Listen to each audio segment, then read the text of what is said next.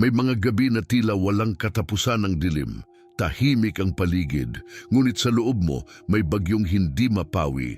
Pilit mong itinatago sa ngiti ang bigat ng puso mo, ngunit sa bawat patak ng luha, nararamdaman mong unti-unting nauupos ang pag-asa. Akala mo, sanay ka na sa sakit, pero sa totoo lang, natatakot kang aminin, napapagod ka na. Napapagod kang maniwala na may mangyayaring mabuti.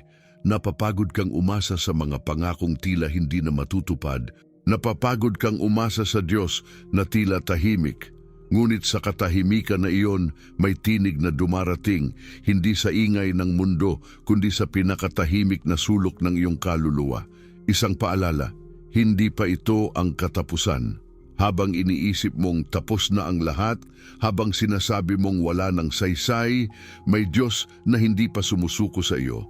Ang mga pader na akala mong nagkukulong sa iyo, minsan ay itinayo niya para iligtas ka. Ang mga luha na akala mong walang halaga ay binibilang niya isa-isa. Ilang beses mo nang sinubukang tumayo, pero sa bawat bagsak, mas lalong lumalalim ang sugat. At sa bawat pagkakataong sinubukan mong ipaglaban ang sarili mong laban, pakiramdam mo natalo ka. Ngunit narito ang totoo, hindi ka kailanman nakipaglaban mag-isa. Hindi mo lang napansin na sa bawat hakbang mo sa kadiliman, may liwanag na hindi naglalaho. Liwanag na hindi mo laging nararamdaman, pero laging naroon. Ang Diyos na iyon, ang Diyos na akala mong malayo, ay ang parehong Diyos na nagbabantay habang umiiyak ka sa gabi. Siya ang Diyos na tahimik na humahawak sa kamay mo kapag gusto mo nang sumuko. Siya ang Diyos na patuloy na nagsasabing, "Anak, huwag kang bibitaw." At marahil, ito ang dahilan kung bakit naririnig mo ang mensaheng ito ngayon. Dahil gusto niyang ipaalala sa iyo na ang pag-asa ay hindi namamatay sa gitna ng kawalan. Kapag wala ka nang makita kundi dilim, tandaan mo, kahit sa gabi, ang bituin ay nagniningning. Hindi mo kailangang makita ang buong daan para magpatuloy. Kailangan mo lang maniwala na may patutunguhan. At kung sa ngayon, ang lahat ay parang magulo, parang walang direksyon, tandaan mong hindi kailanman naliligaw ang kamay ng Diyos. May mga sugat na hindi agad gagaling. May mga panalangin tila hindi sinasagot. Pero sa bawat pag-iyak mo, may plano siyang hinahabi, plano na higit pa sa naiisip mo. Ang kawalan ng pag-asa ay hindi tanda ng katapusan, kundi simula ng pagtuturo niya kung sino siya. Isang Diyos na tapat kahit kailan, isang Diyos na nananatili kahit iwanan ka ng lahat. Hindi aksidente na naririnig mo ito ngayon. Hindi mo ito nahanap. Siya ang nagdala sa iyo rito dahil gusto niyang maalala mo ang bagay na matagal mo nang nakalimutan, na ang pag-asa ay hindi nakabase sa sitwasyon, kundi sa kaniyang pangako. Na kahit sa gitna ng kawalan, siya ang katiyakan. Na kahit mawalan ka ng lahat, basta't hindi ka bibitaw sa kanya, hindi ka kailanman magiging talunan. Kaya bago mo isipin na huli na ang lahat, bago mo sabihing hindi ka na makakabangon, huminto ka sandali. Huminga, pakinggan mo siya. Ang Diyos na lumikha ng langit at lupa ay hindi nagkakamali sa oras. Ang tinig niyang bumuhay sa mga patay ay kaya ring bumuhay ng pag-asang akala mo ay patay na. At ngayon, habang naririnig mo ito, tandaan mong may dahilan kung bakit hindi pa tapos ang kwento mo. Dahil may Diyos na hindi natutulog, hindi napapagod, at hindi sumusuko sa mga anak niyang mahal niya. Ang mga sugat mo ay hindi wakas, sila ang magiging patotoo ng biyayang paparating. Ang pangakong nais ipaalala ng Diyos sa sandali ng iyong kawalan ng pag-asa ay matatagpuan sa Isaias 41:10. Huwag kang matakot sapagkat ako'y kasama mo. Huwag kang manghina ng loob sapagkat ako'y iyong Diyos. Aking palalakasin ka, oo, tutulungan kita at aalalayan kita ng aking matuwid na kamay. Isa ito sa pinakamatinding pahayag ng Diyos ng kaniyang presensya, kapangyarihan at pag-ibig sa gitna ng takot at kawalan. Hindi ito sinabi bilang pangkaraniwang paalala lamang, kundi bilang isang tipan, isang kasunduan ng kalangitan sa isang pusong halos gumuho na sa lupa. Sa panahon ni Isaias, ang bansang Israel ay nasa bingit ng pagkawasak. Nabihag sila, pinagmalupitan, at marami ang naniwala na iniwan na sila ng Diyos. Ang mga kababaihan ay umiiyak sa mga lansangan ng Jerusalem. Ang mga lalaki ay bumabagsak sa pakikidigma, at ang mga bata ay lumaking walang tahanan. Sa kanilang mata, parang wala ng pag-asa. Ngunit sa kalagitnaan ng pagkawasak, nagsalita ang Diyos sa pamamagitan ni Isaias, hindi upang sisihin, kundi upang muling buuin. Sa gitna ng abo, ipinahayag niya, "Huwag kang matakot. Ang mga salitang ito ay hindi basta pampalubag loob. Ito ay isang utos ng pag-asa." Parang sinasabi niya, hindi mo kailangang maunawaan ng lahat, sapat na malaman mong ako'y kasama mo. At sa bawat panahon ng ating buhay, inuulit niya ang parehong pangako. Kapag tayo ay nasa dulo na ng ating lakas, doon siya pinakamatibay. Kapag tayo ay umiiyak, doon siya pinakamatagumpay. Ang pangakong ito ay hindi lang para sa Israel, ito ay para sa iyo, sa bawat taong napagod sa laban, sa bawat pusong gustong sumuko. Kapag sinasabi ng Diyos na ako'y kasama mo, hindi iyon simbolo, iyon ay presensya. Ibig sabihin, kahit hindi mo siya makita, siya ang dahilan kung bakit patuloy kang humihinga. Siya ang dahilan kung bakit kahit papaano, hindi ka patuluyang bumagsak. Ang bawat linya ng pangakong ito ay puno ng kapangyarihan. Palalakasin kita dahil alam ng Diyos na may mga araw na hindi mo na kayang bumangon. Tutulungan kita dahil alam niya na may mga laban na hindi mo kayang harapin mag-isa. Aalalayan kita ng aking matuwid na kamay dahil kahit madapa ka, may kamay na laging handang sumalo. Kapag tiningnan mo ang iyong buhay, baka makita mo ang mga panahon na akala mo'y nag-iisa ka. Pero kung babalikan mo ng mabuti, may mga himala sa bawat hakbang. May mga pagkakataon na dapat sana'y bumigay ka, pero may misteryosong lakas na nagpatuloy sa iyo. Iyon ang kamay ng Diyos, ang parehong kamay na inalok niya sa kaniyang bayan noon, inaalok niya rin sa iyo ngayon. Kung ilalapat natin ito sa ating panahon, ang pangakong ito ay isang paalala sa mundo na puno ng takot at kaguluhan. Sa bawat balita ng digmaan, sa bawat sakit na hindi magamot, sa bawat pamilya na nawawalan ng kabuhayan, maririnig pa rin ang tinig na iyon, "Huwag kang matakot." Ang Diyos ay hindi nagbago. Ang kaniyang mga salita ay hindi napapanis sa panahon. Ang mensaheng ito ay simple ngunit malalim. Kapag ang lahat ay nagbabago, siya lang ang nananatiling pareho. Kapag ang mga tao ay umaalis, siya ay nananatili. Kapag ang mundo ay lumalabo, siya ang nagiging liwanag. Ang pangakong ito ay hindi nangangako ng madaling buhay, ngunit ng tapat na presensya. Hindi niya sinabing hindi ka iiyak, kundi iiyak ka, pero hindi kita iiwan. Kung minsan, akala natin ang tulong ng Diyos ay darating sa paraan na inaasahan natin, sa himala, sa biglang pagpapala, sa kagiat na kasagutan.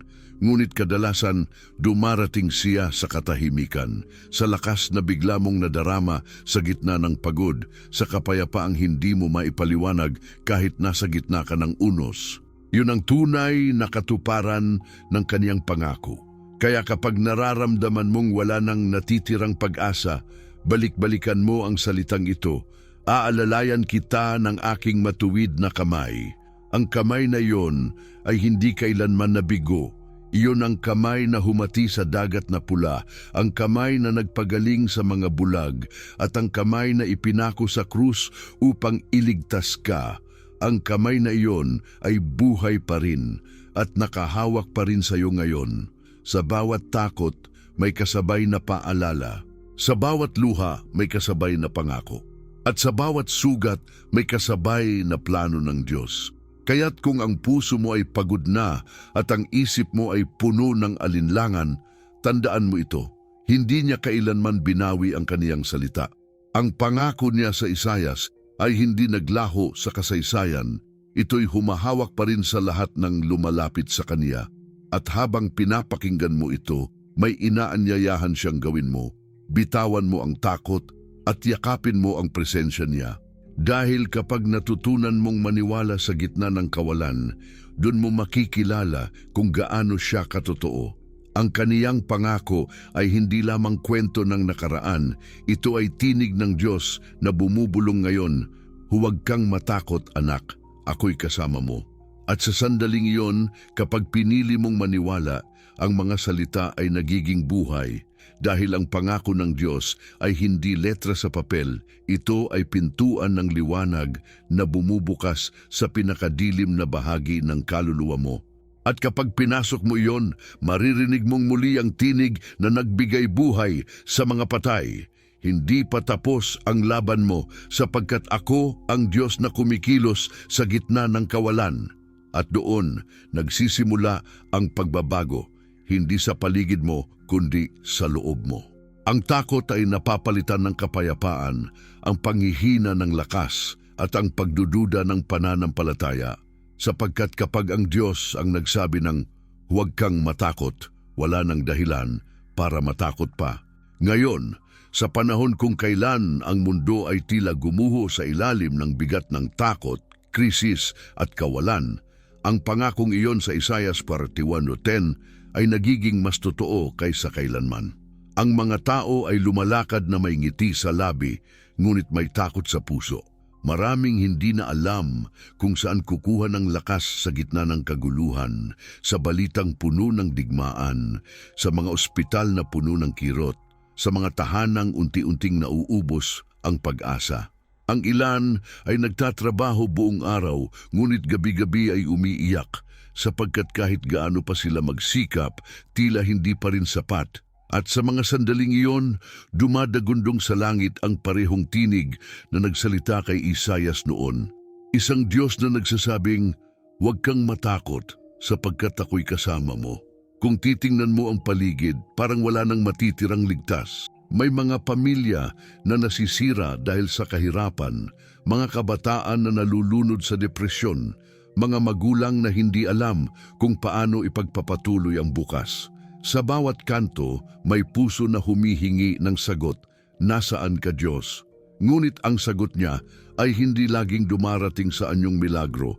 Minsan, dumarating ito sa katahimikan, sa lakas na bigla mong nararamdaman kahit pagod ka, sa liwanag na sumisilip kahit madilim ang paligid, sa pag-asang hindi mo maipaliwanag kung bakit naroon pa. Ang sitwasyon ngayon ay hindi nalalayo sa pinagdaanan ng bayan ng Israel. Sila man noon ay nasa gitna ng kawalan, nadala sa pagkabihag, napahiwalay sa kanilang lupain, nawalan ng tahanan at pagkakakilanlan. Ang mga propeta ay tahimik, ang mga lider ay nawalan ng direksyon. Parang ganun din tayo ngayon, nabihag ng takot, napalayas sa kapayapaan at nawala ng direksyon sa gitna ng kasinungalingan ng mundo. Ngunit gaya ng ginawa niya noon, ang Diyos ay hindi na natiling tahimik. Sinabi niya kay Israel, palalakasin kita, tutulungan kita, aalalayan kita. At sa atin, sinasabi niya rin yun ngayon. Kapag naririnig mo ang balitang puno ng kaguluhan, kapag iniisip mong baka ito na ang katapusan, alalahanin mong hindi kailanman pinayagan ng Diyos na ang dilim ang magwagi. Ang mga pangako niya ay hindi kailanman nakatali sa panahon o kalagayan. Sila ay nakatali sa kaniyang katapatan. Kapag naaalala mo ang mga panahong halos sumuko ka na, tandaan mong hindi ikaw ang nagpatuloy sa sarili mong lakas. May Diyos na tahimik na nagdadala sa iyo araw-araw. Siya ang dahilan kung bakit kahit marami kang sugat, may tibok pa rin ang puso mo. Siya ang dahilan kung bakit kahit may luha, may panalangin pa rin sa labi mo. Ang pangako niya ay hindi kailanman tumigil sa pagiging totoo. Ikaw lang ang minsang nakalimot kung gaano ito makapangyarihan. Ngayon isipin mo ang lahat ng takot na bumabalot sa mundo. Ang takot sa kawalan ng trabaho, takot sa karamdaman, takot sa hinaharap. Lahat ng ito ay nagiging pader sa pagitan ng tao at ng kapayapaan. Ngunit kapag pinakinggan mong muli ang salita ng Diyos, makikita mong hindi niya kailanman hinayaang ang pader na iyon ay manatili. Sa bawat "Huwag kang matakot," binabasag niya ang takot. Sa bawat "Ako'y kasama mo," binubura niya ang layo. Maraming tao ngayon ang naghahanap ng kasagutan sa social media, sa pera, sa impluwensya, ngunit hindi nila alam na ang kasagutan ay matagal nang nakasulat. Ang tunay na lunas sa kawalan ng pag-asa ay hindi impormasyon, kundi presensya. At ang presensya ng Diyos ay hindi nawawala kahit sa gitna ng bagyo. Kung kaya mong huminga ngayon, ibig sabihin, hindi pa tapos ang plano niya. Kung kaya mo pang pumikit at manalangin, ibig sabihin, naroroon pa rin siya. Kapag ang ina ay umiiyak sa tabi ng anak na may sakit, kapag ang ama ay nakaupo sa dilim matapos mawalan ng trabaho, kapag ang kabataan ay nagtatago ng sugat sa likod ng ngiti, sa lahat ng iyon, naroon ang Diyos, hindi bilang tahimik na manunood, kundi bilang ama na dumadaloy sa gitna ng sakit. Hindi siya Diyos ng mga templo lamang, kundi Diyos ng bawat silid kung saan umiiyak ang kaniyang anak. At dito, nagiging makabuluhan ang kaniyang pangako, "Tutulungan kita." Hindi siya nagsabi kung kailan, ngunit tiniyak niya na gagawin niya. Hindi niya ipinangako na madali, ngunit sinigurado niyang hindi ka kailanman mag-iisa. Kung minsan, ang tulong ng Diyos ay hindi mo maramdaman sa simula, dumarating ito sa anyo ng tao na dumamay sa iyo, ng salita na nagbigay ng pag-asa, ng mensaheng tulad nito na dumating sa oras na halos sumuko ka na. At kung iisipin mo, hindi ba't iyon din ang ginawa niya kay Isaias? Sa gitna ng pagkawasak, ibinulong niya ang mga salitang nagbigay buhay sa isang bansang halos mamatay sa kawalan. At ngayon, ginagawa niya ulit yon para sa iyo. Hindi mo kailangang maging propeta para marinig ang Diyos. Kailangan mo lang tumahimik dahil ang tinig niya ay hindi dumadaan sa sigaw ng takot, kundi sa bulong ng pag-ibig. Marahil ito ang oras na sinasabi ng Diyos, "Anak, hindi ko hahayaan na lamunin ka ng dilim." Kaya habang ang mundo ay patuloy na lumalaban sa kaguluhan, habang marami ang nawawala sa landas, ikaw ay tinatawag upang maniwala muli. Hindi dahil madali, kundi dahil totoo.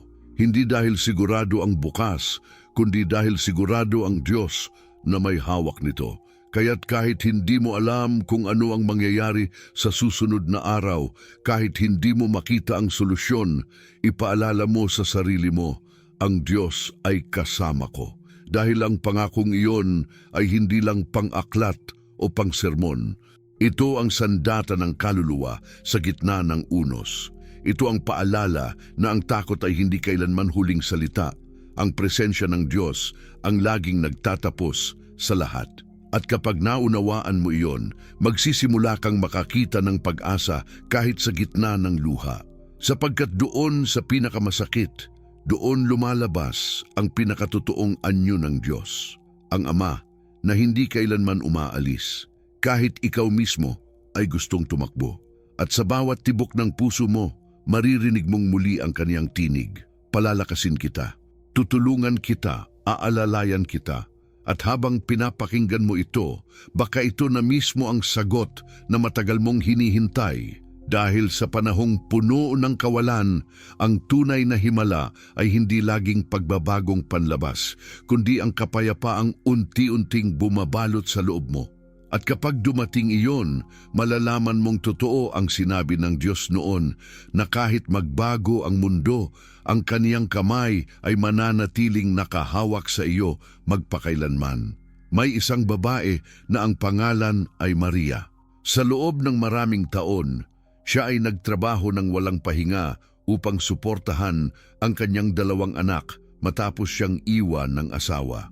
Tuwing gabi, umiiyak siya sa dilim. Takot na baka hindi niya kayang ipagpatuloy bukas. Dumating ang mga araw na halos wala ng laman ang kusina at nagtanong siya sa Diyos, Panginoon, hanggang kailan ko ito kakayanin?" Ngunit isang gabi, habang naglalakad siya pauwi, napadaan siya sa simbahan at narinig ang isang pamilyar na tinig mula sa loob. Isang pastor ang nagbasa, "Huwag kang matakot sapagkat ako'y kasama mo." Sa sandaling iyon, tila nabuksan ang langit. Hindi biglang nawala ang problema, ngunit naramdaman niya ang kapayapaan na hindi niya maipaliwanag. Kinabukasan, isang kaibigan na matagal na niyang hindi nakausap ang dumating, nagdala ng pagkain at nag-alok ng trabaho. Sa kanyang puso, alam niyang iyon ay hindi aksidente. Iyon ay Diyos na kumikilos, tinutupad ang kaniyang pangako sa gitna ng kawalan. May isa namang lalaki, si Daniel, na nawalan ng lahat sa loob lamang ng 1 taon. Nawalan siya ng trabaho, ng tahanan at ng direksyon. Dumating ang punto na nakahiga siya sa bangketa, tinitingnan ang langit at sinasabing, "Diyos, kung naririnig mo ako, bigyan mo ako ng kahit maliit na dahilan para magpatuloy." Kinabukasan, isang estranghero ang lumapit at binigyan siya ng pagkain at maliit na pera. Ngunit higit pa sa pagkain, ibinigay nito ang mga salitang nagpabago ng lahat. "Hindi ko alam kung bakit, pero gusto kong sabihin sa iyo, huwag kang sumuko, kasama mo ang Diyos." Simula noon, araw-araw ay may dumarating na tulong sa iba't ibang anyo hanggang sa siya ay muling nakabangon. Sa bawat araw na lumilipas, natutunan niyang ang tulong ng Diyos ay laging dumarating sa oras na akala mo'y huli na. Hindi lang sina Maria at Daniel ang may ganitong karanasan. Libu-libong tao sa buong mundo ang nagpatotoo na ang pangakong "Ako'y kasama mo" ay totoo at buhay. May isang ina sa ospital na ilang buwan nang nagbabantay sa anak niyang may karamdaman. Sa bawat gabi ng pagod at takot, paulit-ulit niyang binubulong, "Huwag kang matakot." At isang araw habang halos sumuko na siya, biglang bumalik ang lakas ng anak niya at sinabi nitong, "Ma, nakita ko si Jesus sa panaginip." Sabi niya, "Gumagaling na ako." Ilang linggo lang ang lumipas. Ang bata ay nakalabas ng ospital. Hindi iyon gawa ng tao, iyon ay pagpapatunay ng Diyos na ang kaniyang kamay ay patuloy na gumagaling at nagbubuhay. Sa Biblia, may mga kwento na tulad din ng sa atin. Si Elias, sa panahon ng tagtuyot, ay halos mawalan ng pag-asa. Walang ulan, walang pagkain, walang kasagutan. Ngunit doon sa disyerto, dinalhan siya ng mga uwak ng tinapay at karne. Hindi niya alam kung paano, ngunit alam niya kung sino ang nagpadala. Ang Diyos na kumilos kay Elias ay siya ring Diyos na kumikilos sa iyo ngayon. Sa bawat kagutuman, may tinapay ng pag-asa. Sa bawat disyerto, may tubig ng biyaya. Si Jose, na ipinagbili ng mga kapatid, ay naranasan ang matinding pagkakanulo. Ngunit sa bilangguan, sa gitna ng kawalan, ang Diyos ay hindi tumigil sa paggawa. Mula sa pagkakakulong, siya ay itinayo upang maging tagapagligtas ng buong bansa. Ang mga sugat ni Jose ay hindi naging wakas, sila ang naging daan ng katuparan ng pangako. Ganon din ang ginagawa ng Diyos sa mga sugat mo ngayon. Akala mo sugat lang, pero sa tamang oras, iyon ang magiging patotoo ng kaniyang kabutihan. May isang matandang babae na araw-araw ay naglalakad sa simbahan kahit mahina na.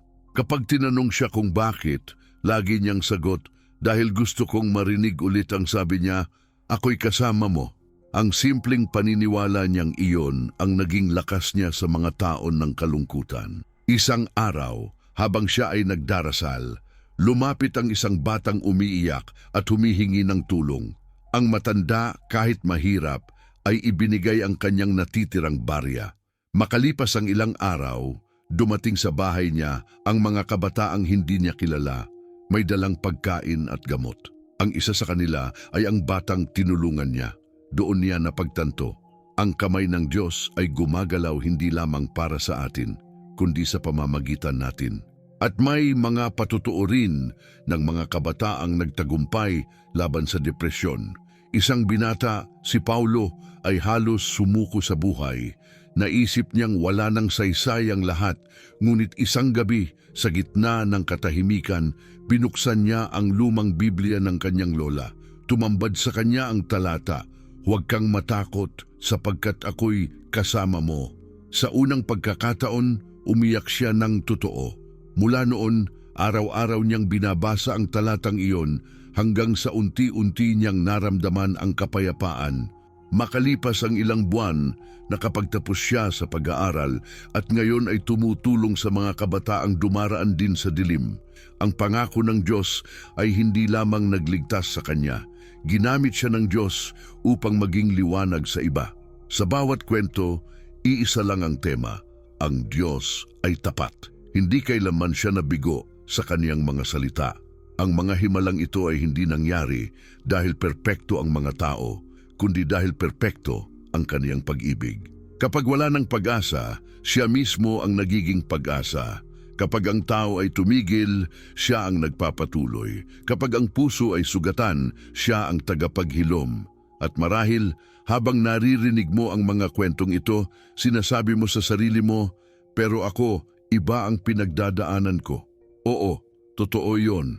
Ngunit tandaan mo, ang Diyos ay may kakaibang paraan ng pagpapakita ng kaniyang katapatan. Minsan, hindi ito dumarating sa anyo ng agarang solusyon, kundi sa anyo ng kapayapaang hindi kayang ipaliwanag. Sa tahimik na panalangin, sa isang maliit na kabutihang natanggap, sa lakas na galing sa kawalan, iyon ang mga patutuo na nagsasabing buhay ang Diyos at tapat pa rin sa kaniyang pangako. At habang patuloy mong hinaharap ang sarili mong laban, tandaan mong hindi ka nag-iisa. Ang parehong Diyos na nagligtas kay Elias, nagpalakas kay Maria, nagpagaling sa bata at bumuhay ng pag-asa kay Paulo, siya rin ang Diyos na kumikilos sa likod ng mga pader ng problema mo. Maaaring hindi mo pa nakikita ang bunga, pero nagsisimula na ang milagro. Kapag dumating ang araw na makikita mong natupad ang mga ipinagdasal mo, maiintindihan mong hindi kailanman ito tungkol sa bilis ng sagot, kundi sa lalim ng kaniyang plano. Dahil ang bawat luha, bawat gabi ng pagtitiis at bawat dasal na walang kasunod na sagot, lahat iyon ay ginamit ng Diyos upang ipakita sa iyo kung gaano siya katotoo. At gaya ng mga kwento ng mga nauna, darating ang araw na ikaw mismo ang magsasabi, totoo, ang Diyos ay kasama ko. At sa sandaling iyon, ang mga sugat mo ay hindi na magiging alaala ng sakit, kundi patunay ng kalayaan. Ang mga luha mo ay magiging binhi ng bagong pag-asa. At habang tinitingnan mo ang iyong nakaraan, maririnig mong muli ang tinig na minsan nang bumulong sa mga ninuno ng pananampalataya.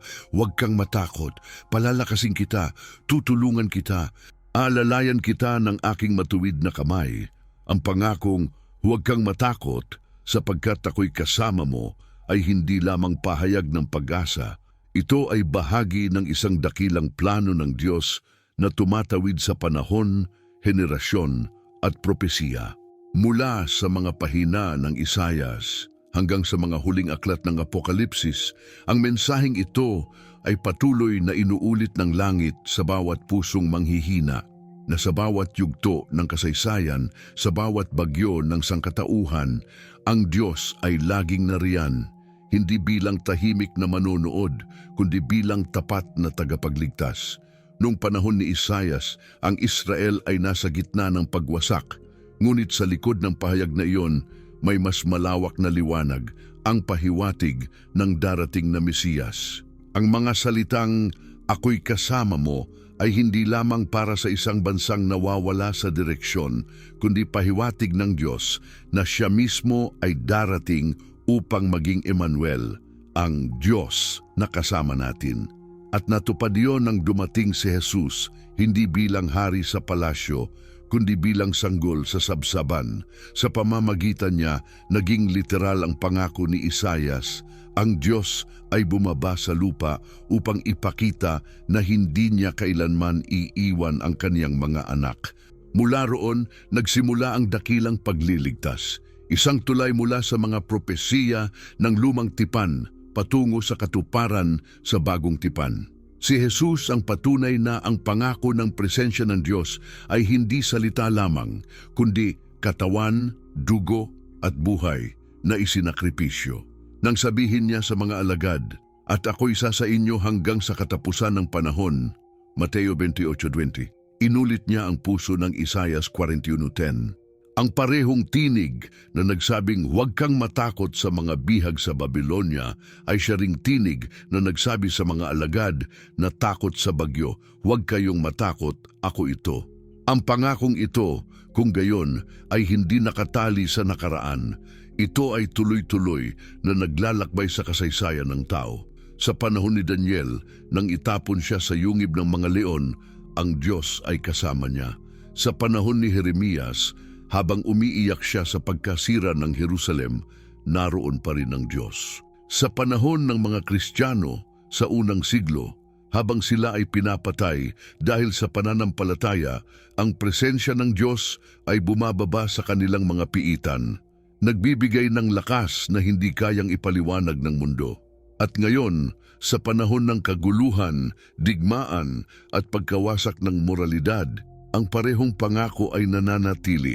Hindi ba't nakasulat sa Hebreo 13:8, si Hesukristo ay siya ring kahapon, ngayon at magpakailanman. Ang Diyos na kumilos sa mga propeta ay siya ring Diyos na kumikilos sa gitna ng mga krisis ngayon. Ang kaniyang kamay ay hindi naputol sa panahon. Habang ang mundo ay nagbabago, ang kaniyang katapatan ay nananatiling buo. Ang mga propesiya sa Biblia ay paulit-ulit na nagpapaalala sa atin na sa bawat pagyanig ng mundo, sa bawat pagtaas ng dilim, mas lalo lamang napatutunayan na malapit na ang katuparan ng kaniyang mga salita. Sa Mateo 18:4, sinabi ni Jesus na darating ang mga digmaan, gutom at lindol. Ngunit sa gitna ng lahat ng iyon, tiniyak niya, ang mga bagay na ito ay simula pa lamang ng mga kapighatian. Ibig sabihin, ang lahat ng nangyayari ngayon ay hindi patunay ng kawalan ng Diyos, kundi ng kaniyang propetikong plano na unti-unting nalalantad. Kaya't kapag naririnig mo ang balita ng mga bansang naglalaban, ng mga krisis na hindi matapos-tapos, ng mga kalamidad na tila walang katapusan, tandaan mo, matagal nang sinabi ng Diyos na mangyayari ito.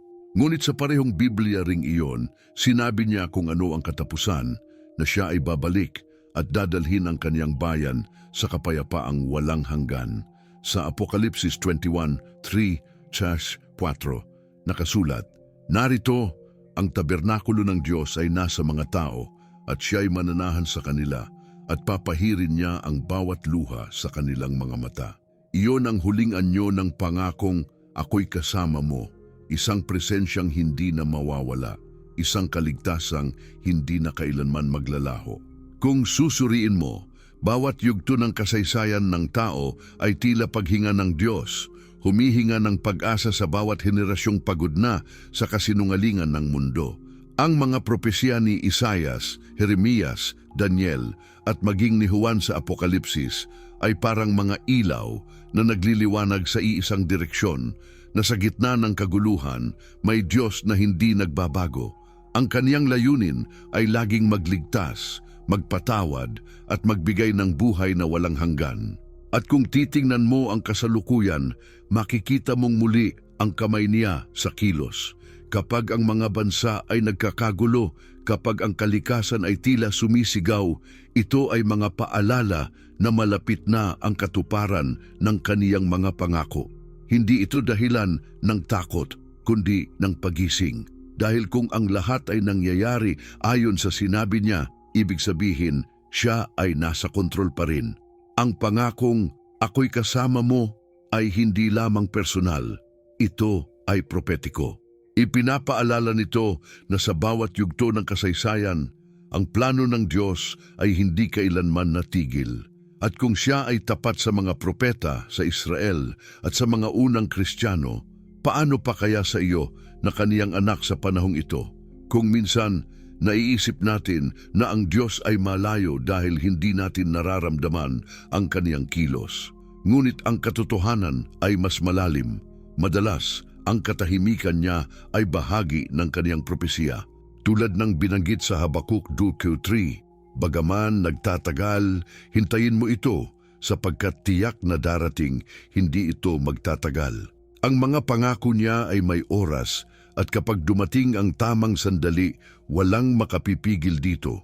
At ngayon, habang ang mundo ay humaharap sa mga huling kabanata ng kasaysayan, Ang Diyos ay muling bumubulong sa mga nananampalataya.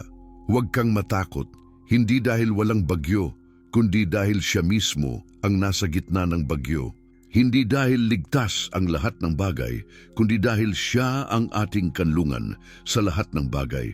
Ang kaniyang mga propesya ay hindi upang takutin, kundi upang patatagin. Kaya sa bawat pagguga ng lupa, sa bawat takot na bumabalot sa mundo, sa bawat gabi na puno ng tanong, alalahanin mo ito.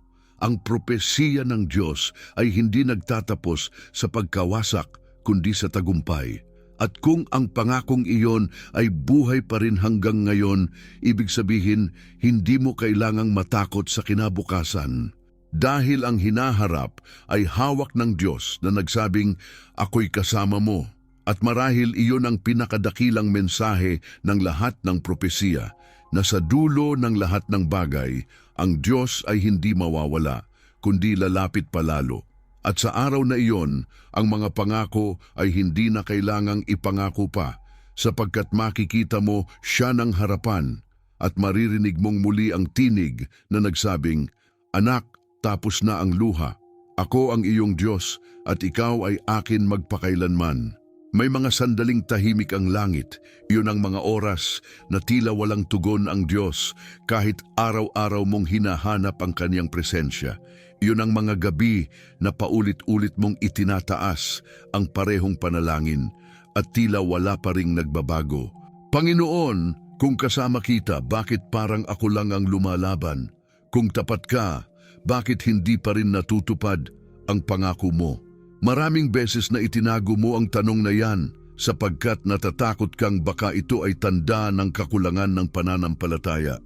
Pero sa totoo lang, yun ay tanda ng pagiging totoo sapagkat kahit ang mga banal sa Biblia ay nagtatanong din noon. Si Job, na nawala ang lahat, mga anak, kabuhayan, kalusugan, ay sumigaw, bakit Panginoon? Si Jeremias ay nagreklamo, bakit tila malayo ka sa akin? Si Habakuk ay umiyak, hanggang kailan ako daraing at hindi mo ako diringgin? Maging ang mismong Panginoong Hesus, noong siya ay nasa krus, ay nagsabing, Diyos ko, bakit mo ako pinabayaan? Ibig sabihin, ang mga tanong mo ay hindi tanda ng kawalan ng pananampalataya, kundi patunay na naniniwala ka pa rin na may Diyos na pwedeng antanungin. Ngunit paano nga ba haharapin ang katahimikan ng Diyos? Paano ka mananatiling buo sa panahong tila wala siyang ginagawa? Ang sagot ay matatagpuan sa mismong pangako na patuloy niyang inuulit. Huwag kang matakot sapagkat ako'y kasama mo. Hindi sinabi ng Diyos, makikita mo ako palagi, kundi kasama mo ako palagi. Ang presensya niya ay hindi laging maririnig, ngunit laging naroon. Tulad ng araw na hindi mo laging nakikita kapag may ulap, ngunit alam mong naroon pa rin ito, nagbibigay liwanag sa likod ng dilim. Kapag hindi mo maramdaman ang Diyos, hindi ibig sabihin na wala siya. Ibig sabihin, tinuturuan kanyang magtiwala sa kanyang karakter, hindi lang sa kanyang kilos. Sapagkat may mga panahon na ang pananampalataya ay hindi pakiramdam, kundi desisyon. Kapag wala kang nakikita, ngunit patuloy kang kumakapit, iyon ang pananampalatayang hindi matitinag. Totoo, mahirap hintayin ang katuparan ng pangako. Tulad ni Abraham na halos tumanda na bago makita ang ipinangakong anak. Tulad ni Jose na inabot ng mga taon ng pagkakakulong bago maging tagapamahala ng Ehipto. Tulad ng mga Israelita na 40 taon naglakbay sa disyerto bago marating ang lupang pangako. Lahat sila'y dumaan sa mahabang paghihintay sa panahong tila tahimik ang Diyos. Ngunit sa dulo, napatunayan nilang ang katahimikan niya ay hindi kawalan ng pagkilos. Ito ay paghahanda para sa mas dakilang plano. Ang tao ay laging nagmamadali, ngunit ang Diyos ay laging sakto sa oras. Hindi siya kailanman nahuhuli, ngunit bihira siyang maagang dumating, sapagkat nais niyang turuan tayong magtiwala, hindi lang sa resulta, kundi sa proseso. Ang pananampalataya ay hindi pagtanggap ng lahat ng gusto mo, kundi paghawak sa katotohanang ang kaniyang kalooban ay mas mabuti kaysa sa anumang hinihingi mo. Kaya kapag sinasabi mong, Panginoon, bakit hindi pa? Sagot niya, dahil alam kong hindi mo pa kaya. Kapag sinasabi mong, Panginoon, bakit ako? Sagot niya, dahil alam kong sa pamamagitan mo makikita ng iba kung gaano ako katapat. Yung mga tanong mo ay hindi niya tinatanggihan. Tinutugon niya ito sa kaniyang oras, sa kaniyang paraan. Madalas, gusto natin ng agarang sagot. Ngunit ang Diyos ay nagtatrabaho sa kalaliman. Kapag ang ugat ay lumalalim, hindi mo ito nakikita. Ngunit iyon ang dahilan kung bakit tatagal ang puno. Ganon din ang ginagawa niya sa iyo. Pinalalalim niya ang iyong pananampalataya sa mga panahong tahimik siya. Marahil, ngayon ay nararamdaman mong parang wala nang natitirang lakas. Paulit-ulit kang lumalaban, ngunit parang walang nangyayari. Ngunit tandaan mo, kahit ang mga alon ay humuhupa, kahit ang gabi ay may katapusan, kapag ang Diyos ay tahimik, huwag mong isipin na wala siyang ginagawa. Sa halip, isipin mong siya ay naglilikha ng plano, ng pag-asa, ng himalang unti-unting hinuhubog sa oras na hindi mo inaasahan.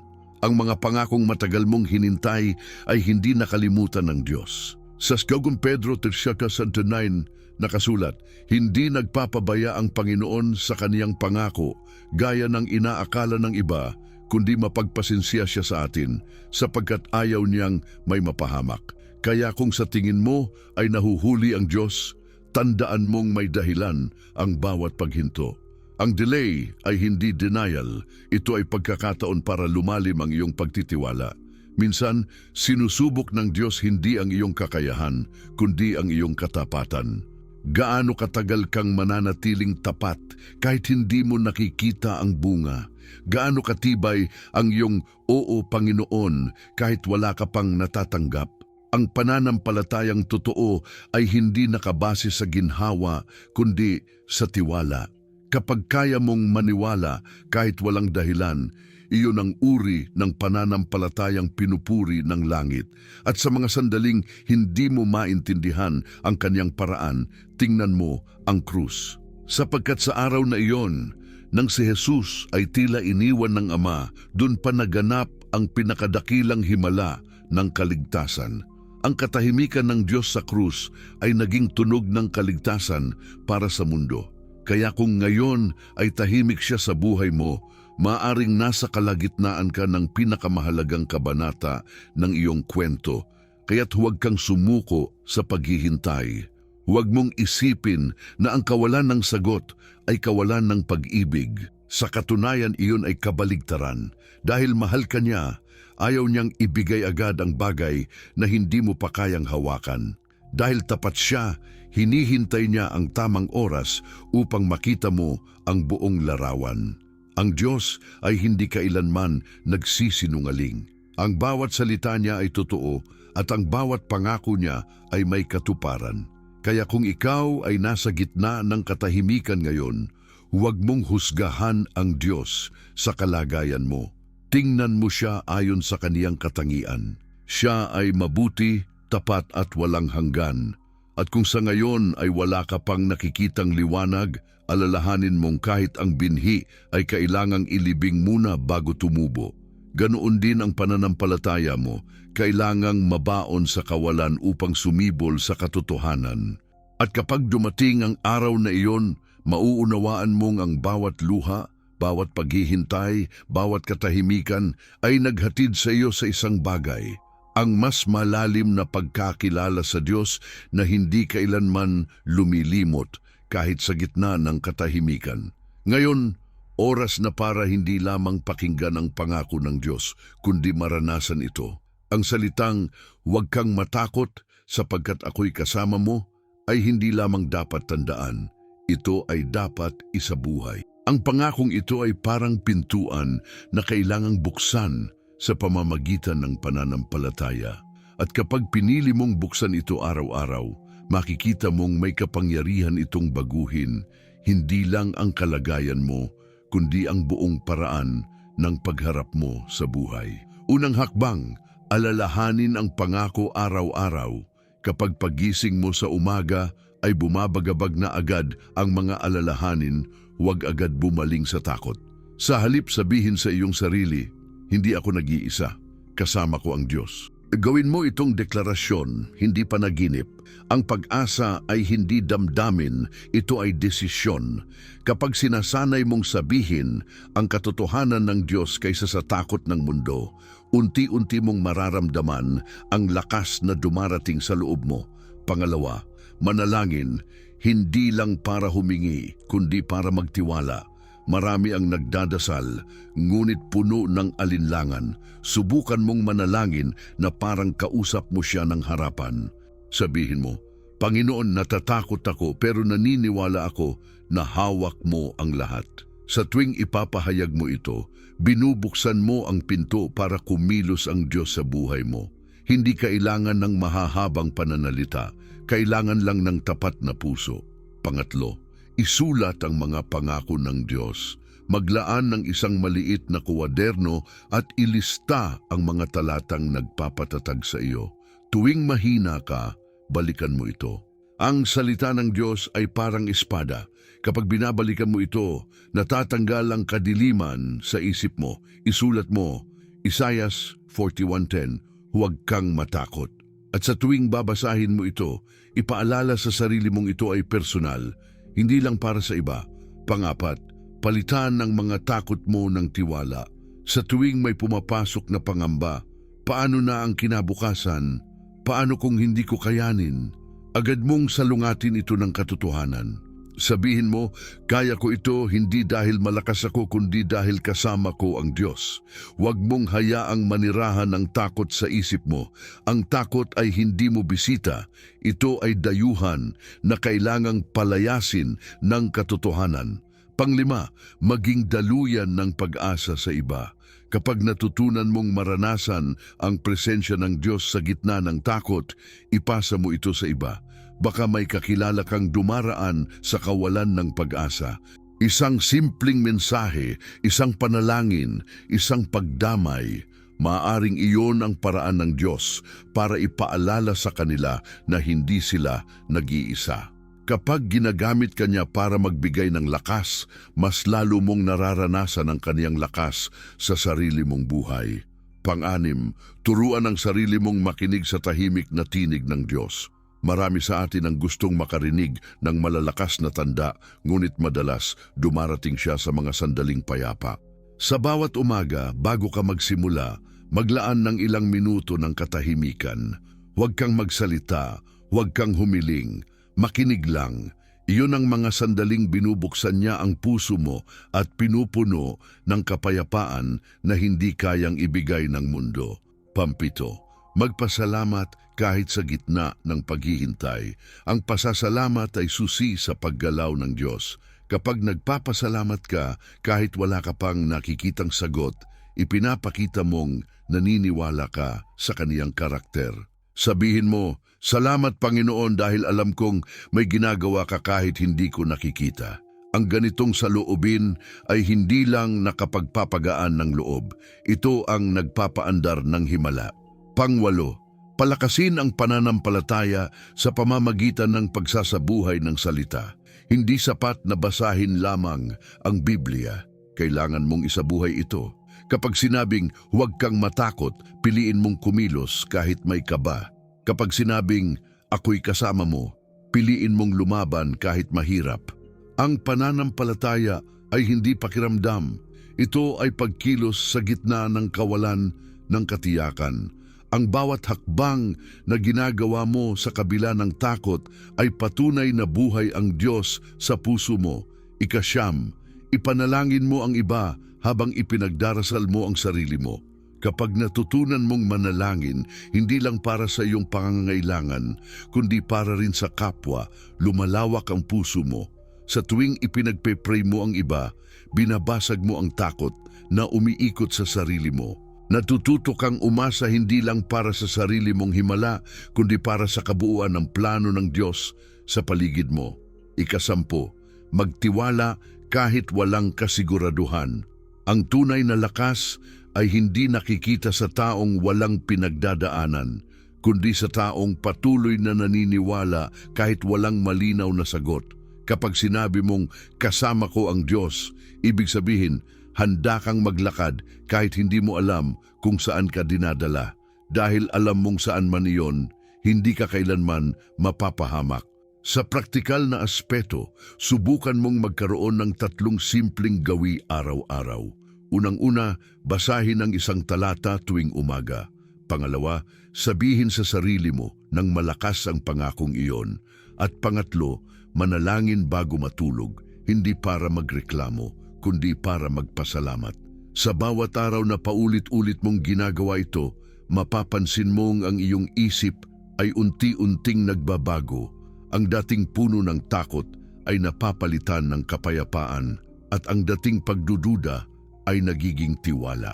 At kapag dumating ang araw na muling susubukin ang pananampalataya mo, balikan mo ang mga sandaling ito.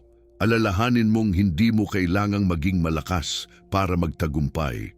Kailangan mo lang kumapit sa isang Diyos na kailanman ay hindi nanghihina. Ang kaniyang lakas ay nagiging buo sa iyong kahinaan at ang kaniyang liwanag ay mas maliwanag sa iyong gabi. Kaya simula ngayon, piliin mong isabuhay ang pangakong ito. Sa bawat paghinga, sa bawat laban, sa bawat sandaling nakikipaglaban ka sa loob mo, ipaalala mo sa sarili mo, kasama ko ang Diyos. At kapag ito ay naging ugali mo, mapapansin mong kahit hindi nagbago ang paligid, nagbago ka. Ang dating pusong puno ng pangamba ay nagiging pusong matatag at ang dating tinig ng takot ay napapalitan ng kapayapaang bumubulong. Hindi ako nag-iisa. Ang Diyos ay kasama ko. Sa bawat araw na susunod, gawin mong layunin na mamuhay na parang totoo ang pangako ng Diyos dahil totoo nga ito. At kung patuloy mong ipapamuhay ang salitang ito, makikita mong ang himala ay hindi lamang nangyayari sa labas mo, kundi sa loob mo. Doon sa lugar kung saan dati ay may takot, tutubo ang matibay na pananampalataya. At kapag iyon ay nangyari, masasabi mong natutunan mong hindi lang pakinggan ang salita ng Diyos, kundi lakaran ito, hakbang sa pananampalataya, hakbang kasama ang Diyos. Ngayon, oras na upang tumugon. Hindi na ito panahon ng pakikinig lamang o pagninilay. Ito ang sandali ng pagkilos ng pananampalataya. Sa mga oras na ito, ang Diyos ay kumakatok sa puso mo, hindi upang takutin ka, kundi upang gisingin ka. Ang mensaheng, huwag kang matakot sapagkat ako'y kasama mo, ay hindi lamang paalala, ito ay isang tawag upang bumangon, manampalataya at manindigan sa gitna ng takot. Kung nararamdaman mong mabigat ang dibdib mo, kung parang walang lakas ang kaluluwa mo, ito ang tamang oras. Isantabi mo muna ang lahat ng ingay, isara mo ang mga mata mo at hayaang marinig mo ang tinig ng Diyos na bumubulong, "Anak, narito ako." Huwag kang magmadali, huminga ka ng malalim. Sa bawat paghinga mo, isipin mong pinupuno ka niya ng kapayapaan.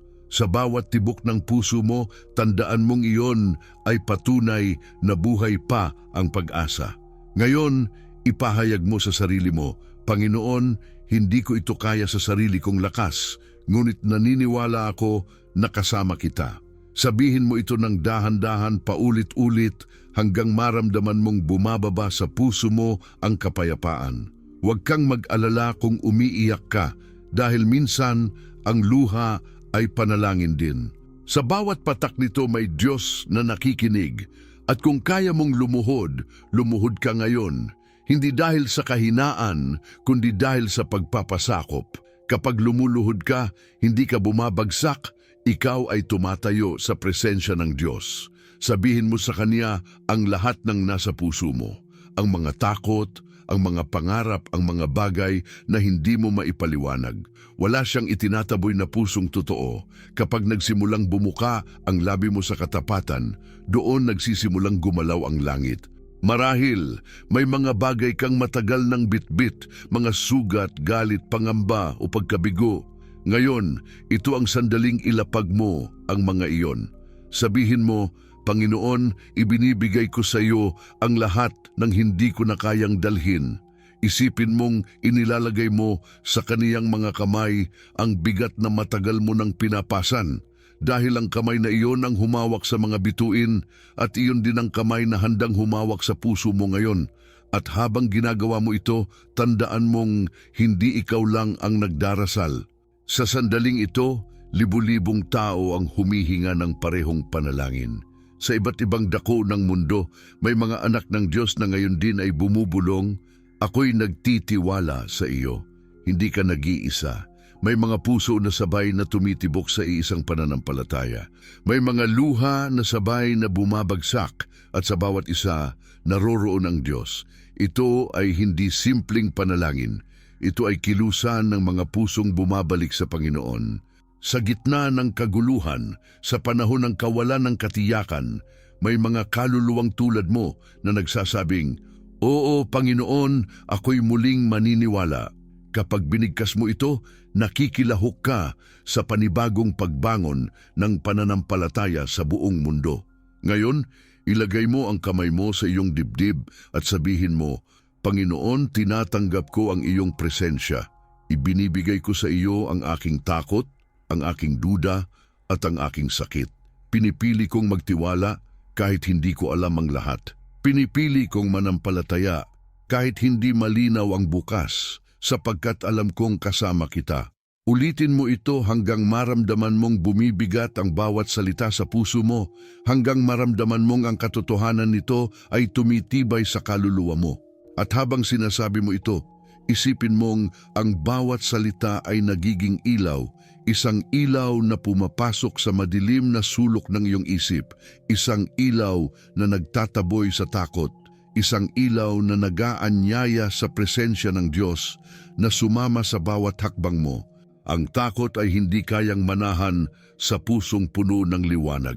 Ngayon, ibulong mo sa Diyos ang pangalan ng mga taong gusto mong isama sa panalangin ito, ang iyong pamilya, mga kaibigan, o kahit ang mga taong hindi mo na maintindihan. Sabihin mo, "Panginoon, abutin mo rin sila, palakasin mo rin sila, ipaalala mo rin sa kanila na hindi sila nag-iisa."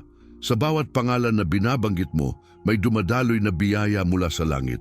Dahil kapag nananalangin ka hindi lang para sa sarili mo, ikaw ay nagiging daluyan ng pag-asa sa iba. At ngayon, huminga ka ulit ng malalim. Ipagkatiwala mo sa Diyos ang lahat. Isuko mo ang kontrol. Sabihin mo, "Panginoon, ako ay iyo." Huwag mong labanan ang mga luha. Hayaan mong dumaloy ang mga ito bilang tanda ng pagpapalaya. Sa bawat patak, ang lumalabas ay hindi kahinaan, kundi pagpapagaling. Ngayong oras na ito, habang nakikinig ka, daan-daang puso ang sabay na tumitibok sa pananalig. Ang bawat isa ay nagdedeklara ng parehong katotohanan na ang Diyos ay tapat at ang kaniyang pangako ay totoo. Hindi ka lamang isa sa mga nakikinig, bahagi ka ng isang espiritual na sandatahang tumatayo sa gitna ng dilim, itinaas ng pag-asa at pinapatibay ng presensya ng Diyos. Kaya ngayon, ipahayag mo ng buong puso, "Panginoon, tinatanggap ko ang iyong pangako. Ako'y magtitiwala. Ako'y lalakad sa liwanag ng iyong salita. Hindi na ako alipin ng takot, sapagkat ako'y anak mo. Huwag kang lumayo sa akin dahil wala akong ibang sandigan kundi ikaw." At habang binibigkas mo ito, naroroon ang Diyos.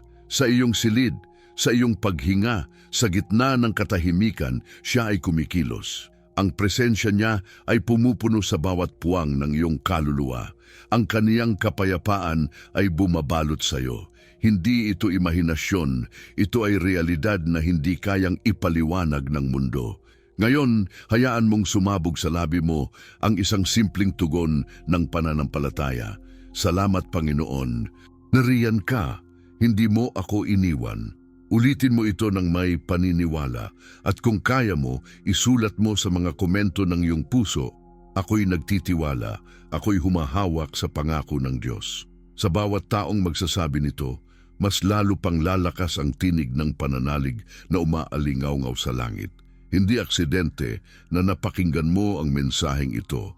Hindi ito simpleng video o salita. Ito ay paanyaya ng Diyos para sa isang bagong simula. Kaya ngayon, habang humihinto ang mundo sa paligid mo, itaas mo ang iyong mga kamay at buong tapang mong sabihin, "Panginoon, narito ako. Handa akong lumakad sa iyong pangako. Handa akong maniwala muli. handa akong mabuhay na kasama ka. At sa sandaling ito, nagsisimula ang isang bagong kabanata ng iyong buhay. Hindi na ginagabayan ng takot, kundi ng pananampalatayang buhay. Hindi ka na maglalakad mag-isa, sapagkat ang Diyos na nangako ay ang Diyos na kasama mo ngayon, bukas at magpakailanman. Isara mo muna ang iyong mga mata. Huminga ng malalim. Ilagay mo ang iyong kamay sa dibdib mo at hayaang maramdaman mong buhay ang puso mo. Patunay na ang Diyos ay naroroon, nagbibigay ng buhay, nagbibigay ng pag-asa. Sa mga sandaling ito, kalimutan mo muna ang lahat ng takot, ang mga alalahanin at ang mga bigat ng mundo. Tumahimik ka dahil ang Diyos ay naririto. Siya ay handang makipagtagpo sa iyo, handang makinig, handang yakapin ang bawat bahagi ng iyong kaluluwa na kailangang pagalingin. Ama naming nasa langit, lumalapit kami ngayon sa iyong presensya ng may buong kababaang loob at pananampalataya. Salamat Panginoon dahil kahit sa gitna ng aming mga bagyo, ikaw ay tapat. Salamat dahil sa bawat luha na aming ibinuhos, naroroon ka, humahawak sa aming mga kamay. Salamat dahil sa bawat gabi ng takot, may tinig kang bumubulong. Huwag kang matakot sapagkat ako'y kasama mo. Panginoon, ngayon ay itinataas namin ang aming mga puso sa iyo. Sa mga oras na kami ay napagod, sa mga panahon na tila hindi ka namin maramdaman, salamat dahil hindi mo kami iniwan. Ang katahimikan mo ay hindi kawalan, kundi tanda ng iyong malalim na pagkilos. Salamat dahil kahit hindi namin nakikita ang solusyon, ikaw ay patuloy na gumagawa sa likod ng lahat ng bagay. Ngayon, Ama, hinihingi namin ang iyong banal na presensya na bumaba sa aming mga tahanan, sa aming mga pamilya, sa aming mga isip na pagod, sa aming mga puso na sugatan. Punuin mo kami ng kapayapaang hindi kayang ibigay ng mundo. Palitan mo ang aming takot ng tiwala, ang aming pagdududa ng pananampalataya, at ang aming kalungkutan ng pag-asa. Sa pangalan ni Jesus, ipinapanalangin namin ang bawat isa na nakikinig ngayon. Panginoon, abutin mo sila saan man sila naroroon. Sa may sakit, idinadalangin namin ang kagalingan. Ihipan mo sila ng buhay at kalakasan. Sa mga nawalan ng kabuhayan, ipakita mo sa kanila na ikaw ang tunay na tagapagtaguyod. Sa mga nawawalan ng direksyon, liwanagan mo ang kanilang landas. Sa mga pamilyang wasak at hati, ika'y maging sentro ng kanilang pagkakasundo. Diyos na buhay, basagin mo ang mga tanikala ng takot. Sa pangalan ni Jesus, winawasak namin ang lahat ng espiritu ng pangamba, kawalan ng pag-asa at pagkalito. Ipinahahayag namin na ang iyong presensya ang aming kanlungan. Ipinapahayag namin na ikaw ang aming lakas sa oras ng kahinaan at ang iyong kamay ang mag-aangat sa amin kapag kami ay bumagsak. Ama, tulungan mo kaming tandaan na hindi kailanman kami nag-iisa. Kapag ang mundo ay tila bumabaliktad, ikaw ang aming pundasyon. Kapag ang dilim ay lumalapit, ikaw ang aming liwanag. Kapag ang lahat ay tila wala ng sagot, ikaw ang salita na laging totoo. At ngayon, binibigkas namin ang iyong pangako. Huwag kang matakot sapagkat ako'y kasama mo. Huwag kang manghina ng loob sapagkat ako'y iyong Diyos. Aking palalakasin ka, oo, tutulungan kita at aalalayan kita ng aking matuwid na kamay. Panginoon, inaangkin namin ang pangakong iyan sa aming mga buhay. Ipinapahayag namin na ang aming pamilya ay protektado ng iyong kamay. Ipinapahayag namin na ang aming mga anak ay palalakasin mo, ang aming tahanan ay babantayan mo, at ang aming mga panalangin ay tutugunin mo sa tamang oras. Alam naming hindi mo kami pinabayaan kahit kailan. Sa oras na ito, Panginoon, tinatanggap namin ang iyong espiritu. Hayaan mong dumaloy sa amin ang kapayapaang bumubura ng lahat ng pangamba. Hayaan mong pumasok ang liwanag ng iyong pag-ibig sa bawat sulok ng aming puso. Linisin mo kami, Panginoon, sa lahat ng takot, galit o pag-aalinlangan. Itinatakwil namin ang lahat ng kasinungalingan na nagsasabing kami ay mag-isa. sapagkat ngayon sa harap ng iyong presensya, ipinapahayag namin, kasama namin ang Diyos. Ama, sa pangalan ni Jesus, binabasbasan namin ang bawat tahanan na nakikinig sa panalangin ito. Ipadama mo ang iyong mainit na yakap sa kanila. Palitan mo ang gabi ng liwanag, ang luha ng kagalakan, at ang kawalan ng pag-asa ng bagong simula. Sa bawat pamilyang nagdurusa ngayon, ipaalala mo na may pag-asa pa dahil buhay ka. Sa bawat anak mong nasa bingit ng pagsuko, Panginoon, akayin mo sila pabalik sa iyo. At ngayon, Panginoon, kami ay nagkakaisa bilang iisang katawan ng pananampalataya. Sa iba't ibang lugar, iba't ibang sitwasyon, ngunit iisang puso, kami ay nananampalataya na Ikaw ang Diyos na tapat, ang Diyos na hindi nagbabago, ang Diyos na laging nariyan. Ibinibigay namin sa iyo ang lahat, ang aming takot, ang aming plano, ang aming kinabukasan, sapagkat alam namin kapag nasa mga kamay mo ang lahat, walang dapat ikatakot.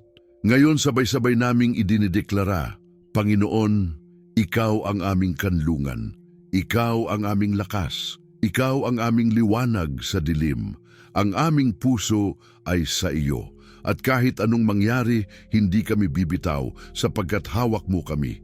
Ama, sa bawat salita ng panalangin ito, ipaalala mo sa amin na Ikaw ay Diyos ng pangako, na ang iyong mga salita ay hindi kailanman bumabalik na walang bisa, na sa bawat huwag kang matakot na iyong binitiwan, may kasamang biyaya, proteksyon at kapangyarihan. Kaya ngayon, sa pangalan ni Jesus, ipinapahayag namin na ang iyong mga pangako ay buhay, na ang aming mga puso ay puno ng pag-asa, na ang aming mga kaluluwa ay nakakapit sa katotohanang Ikaw ay kasama namin. At sa pagtatapos ng panalangin ito, Ama, pinupuri ka namin. Pinapasalamatan ka namin hindi lang sa mga sagot, kundi sa presensyang laging naririyan kahit wala pa ang mga sagot. Salamat sa iyong kabutihan, sa iyong katapatan, at sa iyong pag-ibig na walang hanggan. Panginoon, tinatanggap namin ngayon ang iyong basbas, ang basbas ng kapayapaan, ng kagalingan, ng pag-asa at ng katapangan. Palakasin mo kami upang harapin ang bawat bukas na may pananampalataya, hindi takot. At sa bawat araw na lilipas, ipaalala mo sa amin na hindi kami kailanman nag-iisa dahil Ikaw ay tapat magpakailanman. At ngayon, Panginoon, sabay-sabay naming sinasabi, Amen. Ako'y naniniwala, ako'y nagtitiwala, ako'y kasama ng Diyos. At sa bawat bibig na bumigkas ng amen, bumuhos nawa ang iyong espiritu sa kanilang tahanan, sa kanilang puso, sa kanilang buhay. Sapagkat alam namin, Panginoon, na ang panalangin ito ay hindi matatapos sa salita. Ito ay magpapatuloy bilang himala sa bawat araw ng aming buhay. Amen. Tahimik na ngayon ang paligid, ngunit sa loob mo may kakaibang kapayapaang unti-unting bumabalot. Ang bigat na dati mong pasan ay tila gumagaan. Ang mga luha na dati puno ng sakit ay nagiging luha ng pag-asa. Sapagkat sa sandaling ito, ang Diyos ay muling nagpapaalala, hindi siya kailanman lumayo. Sa bawat sigaw ng puso mo, sa bawat pagod na gabi, sa bawat sandaling halos sumuko ka, naroon siya, tahimik, ngunit tapat, hindi nakikita, ngunit laging gumagawa. Ang Diyos ay hindi kailanman bumibigo sa kaniyang mga pangako. Bago pa man dumating ang mga pagsubok, alam na niya kung paano ka kaniyang itatawid. Bago mo pa man na ibulalas ang iyong panalangin, may sagot na siyang inihahanda. Bago mo pa maramdaman ang sakit, may kagalingan na siyang inilaan. Kaya't kahit sa gitna ng kawalan, makakasiguro kang hindi mo kailangang maglakad mag-isa. Sabi sa Jeremias 29:11, sapagkat nalalaman ko ang mga panukala ko para sa inyo, wika ng Panginoon, mga panukalang ukol sa ikabubuti at hindi sa kasamaan, upang bigyan kayo ng kinabukasan at ng pag-asa. Hindi kailaman nagbabago ang puso ng Diyos. Habang ang mundo ay pabago-bago, habang ang mga tao ay pabaling-baling, ang kaniyang kabutihan ay nananatiling pareho. Hindi mo kailangang maunawaan ang lahat ng nangyayari. Kailangan mo lang magtiwala na ang Diyos ay tapat sa lahat ng panahon. Kung sa ngayon ay may hinahanap kang sagot, huwag kang magmadali. Ang mga pangako ng Diyos ay dumarating sa takdang oras. Tulad ng umagang hindi kailanman pumapalya, gayon din ang kaniyang kabutihan. Sabi sa 2 Corinto 1:20, sapagkat ang lahat ng mga pangako ng Diyos ay oo sa pamamagitan ni Kristo. Ibig sabihin, bawat pangakong binitiwan niya ay may katiyakan. Hindi niya kailanman binibitawan ang salita niya dahil ang salita niya ay buhay mismo. Kaya ngayon, hayaan mong maramdaman mo ang katahimikan ng kaniyang presensya. Hindi mo kailangang pilitin, sapat na ang manatili. Ipagkatiwala mo sa Kanya ang mga bagay na hindi mo kayang kontrolin. Ang mga kamay na lumikha ng mga bituin ay sapat na malakas upang alalayan ka. Ang mga mata na tumingin sa dagat at pinakalma ang alon ay siya ring nakatingin sa iyo ngayon, nagsasabing, anak, huwag kang mangamba. Isipin mo ang iyong tahanan na puno ng kapayapaan. Ang mga halakhak ng iyong mga anak, ang mga yakap ng pamilya, ang mga gabi na puno ng katahimikan at panalangin. Iyan ang larawan ng pangako ng Diyos. Hindi niya ipinangakong walang bagyo, ngunit tiniyak niyang laging may kaligtasan. Hindi niya sinabi na walang luha, ngunit tiniyak niyang may dahilan ang bawat patak. At kapag natutunan mong magtiwala sa kaniyang oras, mararanasan mo ang himala sa bawat araw. Isaiah 41:10. Ang pangakong iyon na naging puso ng mensaheng ito ay hindi nagtatapos sa pangako ng tulong. Ito ay paanyaya sa relasyon, ako'y kasama mo. Ibig sabihin, hindi lang siya Diyos ng kalangitan, siya ay Diyos ng bawat sandali ng buhay mo. Ang presensya niya ay hindi mo kailangang hanapin sa malayo. Naroon siya sa bawat paghinga, sa bawat pagbangon, sa bawat simpleng kilos ng pananampalataya. Kaya kung may mga araw na muli kang manghihina, balikan mo ang sandaling ito. Alalahanin mong hindi mo kailangang magpanggap na matatag sapagkat sapat na ang pagkilala na may Diyos na malakas para sa iyong kahinaan. At sa tuwing magdududa ka, ilapit mo lang sa Kanya ang puso mo. Hindi niya hinihingi ang perpekto mong pananampalataya. Sapat na sa Kaniya ang tapat mong Panginoon, tulungan mo ako. Kapag ikaw ay natatakot, bumalik ka sa Kaniyang salita. Basahin mo ang mga talatang ito at hayaan mong pumasok sa kaluluwa mo. Hindi ka matatakot sa kakilakilabot sa gabi ni sa pana na humihilagpos sa araw. Awit 91:5. Hindi kita iiwan ni pababayaan man.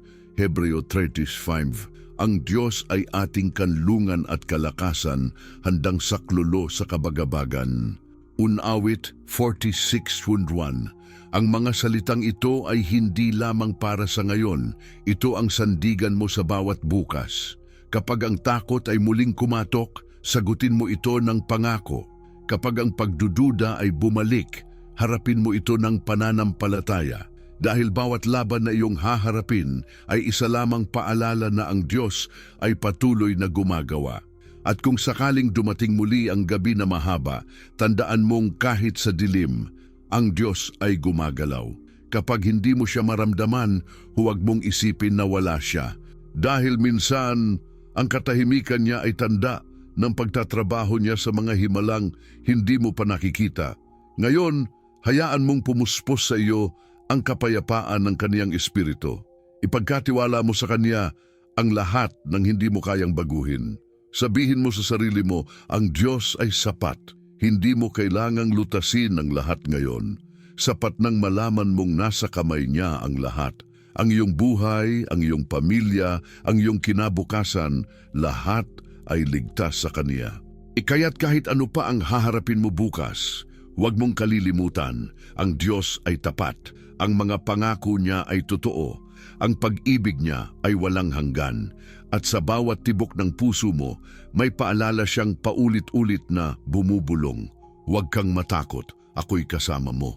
At habang bumabalik ka sa iyong araw, dalhin mo ang mensaheng ito sa puso mo. Sa bawat hakbang, sa bawat desisyon, sa bawat hamon, bitbitin mo ang katiyakan na hindi ka nag-iisa. Dahil sa mundong puno ng pagbabago, may isang bagay na hindi kailanman nagbabago, ang katapatan ng Diyos sa mga nagtitiwala sa Kanya. Kaya ngayon, huminga ka ng malalim, tumahimik, damhin ang presensya ng Diyos na bumabalot sa iyo. Ito ang Kaniyang bulong sa iyo. Anak, tapos na ang bagyo, huminga ka, magpahinga ka, ako ang iyong kapayapaan. At sa katahimikan ng sandaling ito, maririnig mong muli ang tinig na iyon na mula pa nung una ay hindi tumigil na magsalita. Isang tinig ng pag-ibig, ng katapatan, ng walang hanggang pangako. Ako'y kasama mo, magpakailanman. Ngayong natapos mo nang marinig ang mensaheng ito, hayaan mong lumalim ito sa iyong puso. Ang buong paglalakbay na narinig mo, mula sa takot hanggang sa pananampalataya, mula sa kawalan hanggang sa pag-asa, ay paalala na ang Diyos ay hindi kailanman nagsisinungaling sa Kaniyang mga pangako. Simula pa lamang sa unang salita ng Isaiah 41:10, paulit-ulit niyang ipinapakita na ang Kaniyang pag-ibig ay mas matatag kaysa sa lahat ng bagyong maaaring dumaan sa buhay mo. Huwag kang matakot sapagkat ako'y kasama mo. Ito ang haligi ng buong mensaheng ito at ito rin ang dapat mong panghawakan sa bawat araw na darating. Marahil ngayong sandaling ito, may mga tanong ka pa rin. Marahil hindi pa rin malinaw kung paano kikilos ang Diyos. Pero ang katotohanan ay ito, hindi mo kailangang malaman ang lahat. Kailangan mo lamang maniwala. Dahil kapag naniniwala ka, kahit hindi mo nakikita, nagsisimula ng kumilos ang langit sa iyong panig. Sa mga mata ng tao, imposible. Ngunit sa mata ng Diyos tapos na, natupad na ang Kaniyang pangako. Kaya't ngayon, ipaalala mo sa sarili mo araw-araw, ang Diyos ay tapat. Ang mga pangako niya ay hindi napapako. Ang presensya niya ay hindi nawawala. At sa tuwing babalik sa isip mo ang mga lumang takot, sagutin mo ito ng katotohanan na ang Diyos ay mas malakas kaysa sa anumang bagay na maaaring sumubok sa iyo. Sa tuwing manghihina ka, balikan mo ang Kaniyang salita. At sa bawat pagbangon mo, sabihin mo, kasama ko ang Diyos, kaya't ako ay matatag. Tandaan mo, hindi mo kailangang maging perpekto upang maranasan ang biyaya ng Diyos. Ang kailangan mo lang ay pusong handang maniwala kahit pagod na. Kapag ang pananampalataya mo ay parang kandilang malapit ng maubos, sapat na iyon. Dahil ang Diyos mismo ang hihinga ng apoy upang muling sindihan ito. Hindi mo kailangang malakas palagi. Sapat na ang manatiling tapat. At kung minsan ay muling tatama ang unos, huwag mong isipin na iniwan ka ng Diyos. Ang bagyo ay hindi patunay ng Kaniyang kawalan. Ito ay patunay ng Kaniyang pagsasanay. Sapagkat sa bawat hamon, hinuhubog niya ang iyong pananampalataya. Sa bawat luha, pinapatibay niya ang iyong puso. Sa bawat paghihintay, tinuturuan kanyang magtiwala sa oras niya, hindi sa oras mo. Ngayon, kung naramdaman mong ang mensaheng ito ay tumama sa puso mo, huwag mo itong itago. Ibahagi mo ito sa iba. Baka ang simpleng pag-click mo sa share o ang simpleng mensaheng pakinggan mo ito ay maging daan upang maranasan din ng iba ang pag-asang natagpuan mo. Dahil sa ganitong paraan, nagiging kasangkapan ka ng Diyos upang ipasa ang liwanag sa mundo. At kung hindi mo pa nagagawa, mag-subscribe ka rito sa channel na ito. Hindi para sa bilang, kundi para manatili kang konektado sa mga salitang magpapatatag sa iyo sa bawat araw. Dito, araw-araw nating pinapaalalang buhay ang Diyos, buhay ang Kaniyang mga pangako, at buhay ang pag-asa sa mga pusong nagtitiwala sa Kanya. I-click mo rin ang notification bell upang sa bawat bagong mensahe maipadala agad sa iyo ang paalala na hindi ka kailanman nag-iisa sa laban. Isulat mo sa mga komento ang iyong tugon ng pananampalataya. Isang simpleng deklarasyon, ngunit makapangyarihan sa langit, ako'y nagtitiwala sa mga pangako ng Diyos. Andyang bawat salitang ako'y nagtitiwala ay nagiging panibagong himig ng pananalig na naririnig ng langit. Sa bawat komento, sa bawat panalangin, nabubuo ang isang komunidad ng mga pusong umaasang sabay-sabay. Isang sambayanang lumalakad sa gitna ng dilim na may dalang liwanag ng pananampalataya. Alalahanin mo, dito, sa lugar na ito, hindi ka nag-iisa. Libu-libong kaluluwa ang sabay-sabay na lumalapit sa Diyos, nagdarasal at humahawak sa parehong pangako. Ang bawat panalangin mo ay may kapatid na sumasabay. Ang bawat sigaw mo ay may kaibigang nananalangin kasama mo. Dito, nagiging tahanan ang mga pagod, nagiging lakas ang mga sugatan, at nagiging pag-asa ang mga dating takot. Bago mo isara ang video na ito, huminga ka ng malalim at tanggapin mo sa puso mo ang huling katotohanan na ito. Ang mga pangako ng Diyos ay hindi kailanman mapuputol. Ang sinabi niyang tutuparin niya. Ang sinimulan niya sa buhay mo, tatapusin niya. Ang mga sugat na iniiyakan mo ngayon, balang araw ay magiging patutuo ng kaniyang kabutihan. Kaya't lumakad ka ngayon na may kapayapaan. Huwag kang mangamba sa darating na araw. Huwag kang magpadaig sa takot o sa kawalan. Ang Diyos na kumilos noon ay siya ring Diyos na kikilos bukas. At habang humaharap ka sa hinaharap, bitbitin mo ang salitang ito. Isang paalala, isang pangako, isang sandigan. Huwag kang matakot sapagkat ako'y kasama mo. At bago tayo magtapos, mula sa puso ng mensaheng ito, hayaan mong sabihin ko ito sa iyo. Hindi mo kailangang maghintay ng bukas para maranasan ang pag-asa. Dahil ngayon mismo, habang naririnig mo ito, buhay ang Diyos sa tabi mo. Kaya't ngumiti ka, itaas mo ang ulo mo, humakbang ka muli. Ang Diyos ay kasama mo sa bawat hakbang, sa bawat paghinga, sa bawat araw ng iyong buhay. Hanggang sa muli nating pagkikita sa susunod na mensahe, tandaan mo, may Diyos na hindi napapagod magmahal, hindi nagsasawang magpatawad at hindi tumitigil sa paggawa ng himala. Kaya't manatili kang matatag dahil ang pinakamagandang bahagi ng iyong kwento ay hindi pa tapos. Ito'y sinisimulan pa lamang ng Diyos.